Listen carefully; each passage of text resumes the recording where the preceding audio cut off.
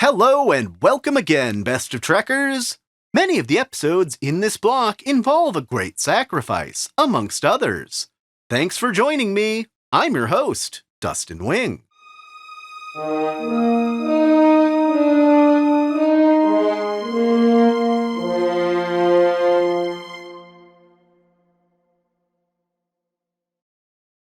Cutting off your nose to spite your face at 43, mutual mistrust.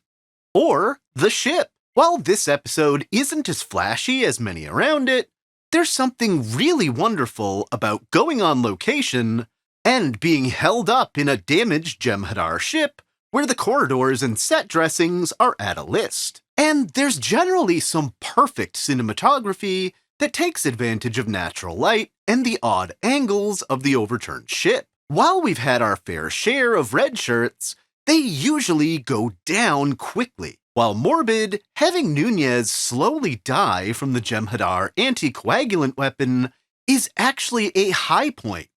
It creates unusual tension between our main characters as their moods turn sour and on each other. The episode does have a very small B-plot about Julian importing spiders without a license, but otherwise this focuses solely on the ship under fire, as neither side trusts the other, and it costs each side unnecessary casualties, because they didn't follow one of the most core tenets in Trek, in trust. The ending where Sisko uses Dax as a sounding board about what the price of life is worth, and O'Brien and Worf bonding over their lost comrade, are both moments that really hit every time I watch this, completing its task at 41 and 42.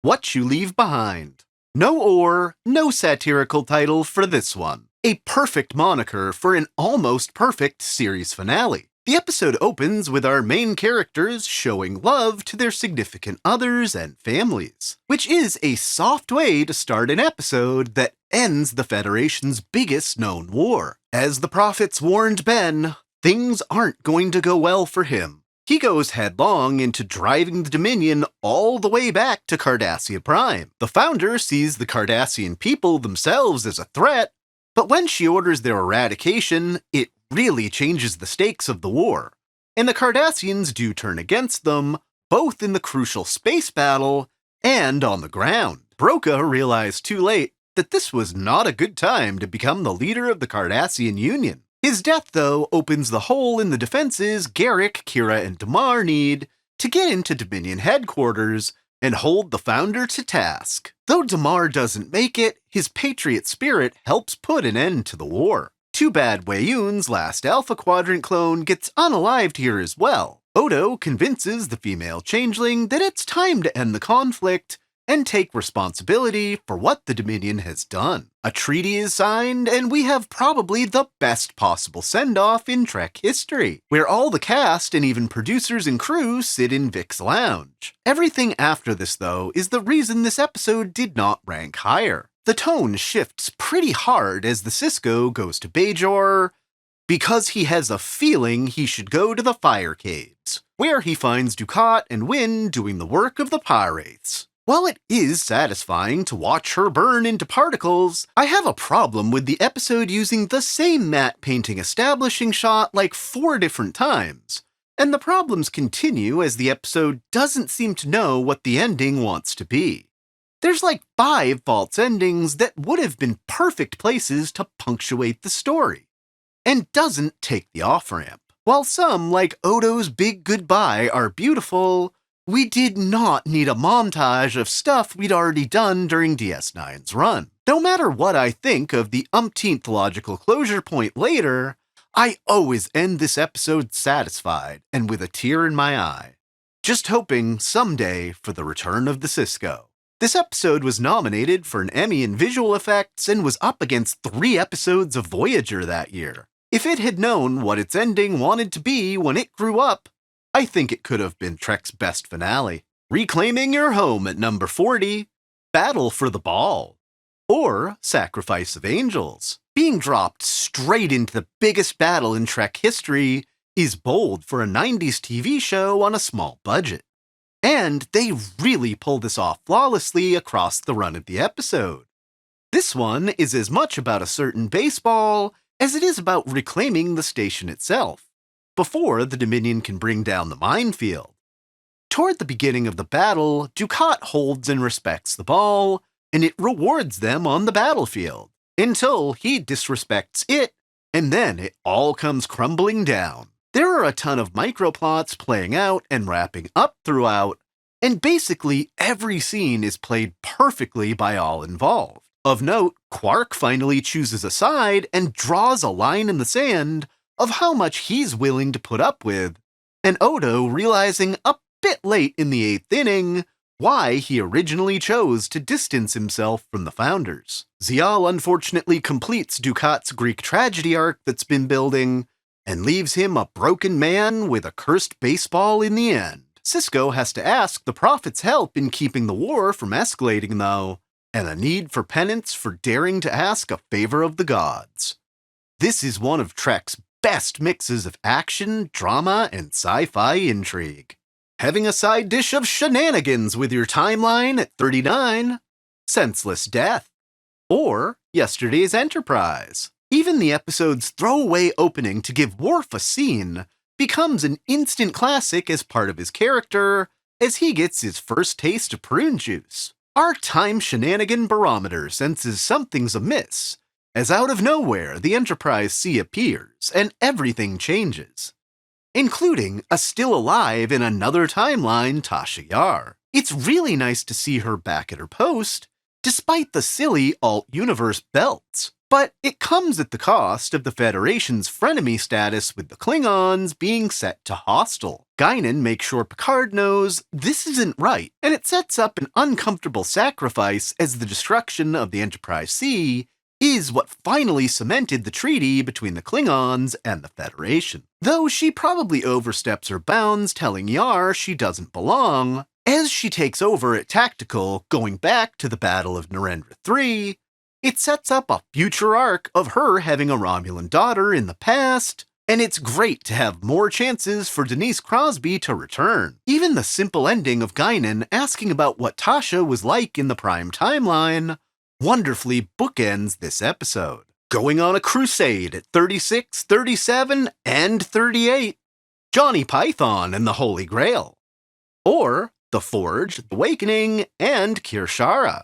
The best of Trek's very few 3-part episodes, and the deepest look we've ever gotten about Trek's oldest non-human race. These episodes really help tie up why Vulcans seem like smug overachievers in Enterprise, and the portrayals we're more commonly used to in the interactions of Trek set in the future, as Admiral Forrest is unalived while saving the life of Ambassador Saval in a bombing of Earth's embassy on Vulcan.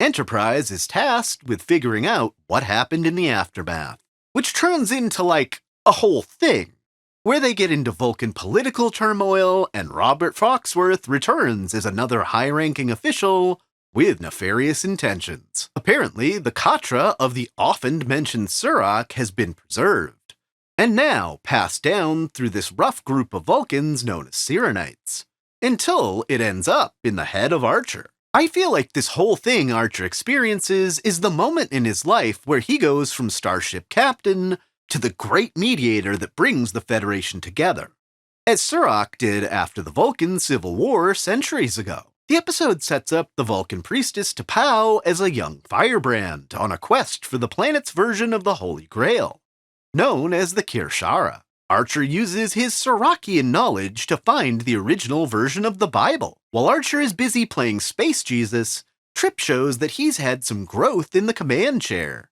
as they piece together another part of the plot, which is a plan for a strike by the Vulcans on Andoria. And you know that's going to bring our favorite pink-skin-tolerating Andorian Shran back, who, in a very un-Star Trek-like way, tortures Saval to confirm the evidence, which culminates in a short battle between the Vulcans and Andorians, with Enterprise caught in the crossfire trying to broker a peaceful solution. Though that will come as Archer proves the existence of this mythic artifact and convinces the rest of Vulcan's high command that V'Las ain't such a great guy. I think this Vulcan may have more emotion about what he's doing than Foxworth's previous bad guy, Admiral Layton. The music throughout these episodes are some of Trek's best, and really help kick the atmosphere up a notch. There's a lot of previous Enterprise threads that all come together in this episode brilliantly, and well utilizes its entire 3-episode run.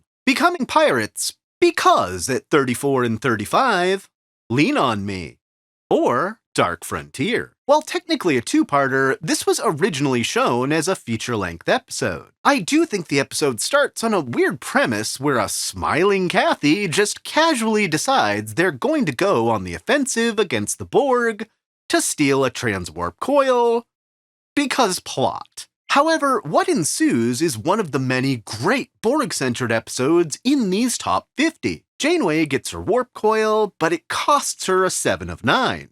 Seemingly of her own fruition. After ordering her to go through her parents' research, we begin to understand how much her parents really messed her up for the sake of science. After her experience on Voyager, the Borg Queen herself takes an interest in keeping her only semi-Borg to see if she can be an asset to the collective. Turns out, when you give her an ounce of individuality, she still wants to do what's right, and even let some people about to be assimilated go. Janeway won't let Seven go, though, and uses the newly acquired transwarp coil on a mission to the Borg Unimatrix complex itself to retrieve her. Besides Seven's revelations that perfection ultimately doesn't equal satisfaction, the episode sets up Janeway to be the Borg's ultimate threat as they easily slip through the Borg's fingers and end up destroying several Borg ships over the course of the episode. Dark Frontier marks the most distance Voyager gains towards the Alpha Quadrant in a single go, as they do manage to get 20,000 light-years closer to home. This one won an Emmy for visual effects.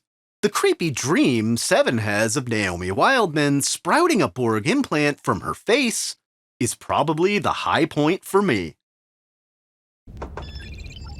Computer, that program is available. Thanks, Major.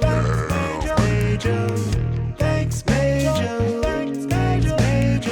And now the conclusion. Thanks, Major. Random subspace energy fluctuations. Thanks, Major.